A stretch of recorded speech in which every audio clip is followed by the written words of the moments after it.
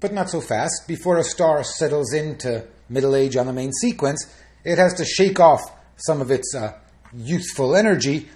In particular, more technically, what's going on is that the end of collapse is accompanied by these polar outflows that we saw in the case of L1527, and even more directly collimated high-velocity jets of material being ejected from the poles of the star, so along the axis of its rotation. It turns out that these fulfill a very important part in the mechanism of collapse of stellar formation itself, because they carry off excess angular momentum, allowing material to accrete onto the star from the protoplanetary disk. The exact mechanism that governs their creation is still being nailed down, but we can observe them. We can observe them because this ejected material plows at high speed into the surrounding gas, compressing it and heating it, and then, as a result, the material glows. These were first discovered and termed, these objects, these regions of hot glowing gas, were termed Herbig-Haro objects. I don't know how to pronounce either of those names correctly,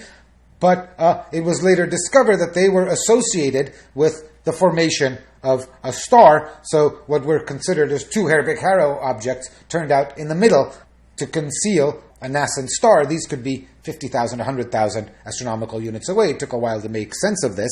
And we've been watching these objects for long enough now that we can actually produce sequential frame-a-year movies of their evolution. Here's the first Herbig-Haro object over 8 years, and you can see the jet expanding. Here's another film of another Herbig-Haro object, and what you see here is that there's a structure to this jet that's being ejected. It's not a smooth jet. There are these clumps. They're about the size of the solar system, to give you a scale, and these clumps are supposed to be, expected to be regions where the ejecta from one rapid pulse are plowing into ejections from a previous pulse, which tells you that there is a structure to this ejecta, this process of ejection. It's not completely smooth. And what this causes in the vicinity of the star, of course, is these huge stellar winds that we talked about. Stars in this phase, or low-mass stars at this phase of their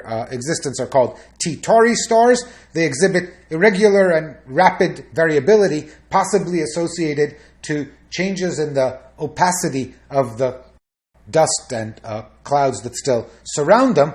They exhibit huge rates of mass loss, as much as 100 millionth of a solar mass per year, and this phase can last for 10 million years. This is 1 million times the rate at which the sun is losing mass to the solar wind currently. So the sun, in its 10 million year T Tauri stage, lost a lot more mass than it will use throughout its entire 10 billion year main sequence career. And these winds are directed out from the poles, but when I say directed out from the poles, you need to get a scale. Notice that the scale of this internal cylinder is about 100 astronomical units, so that there is this outward flow in all directions, out into the disk, except at the very surface of the disk. The models, as I said, are not quite clear on how to model this.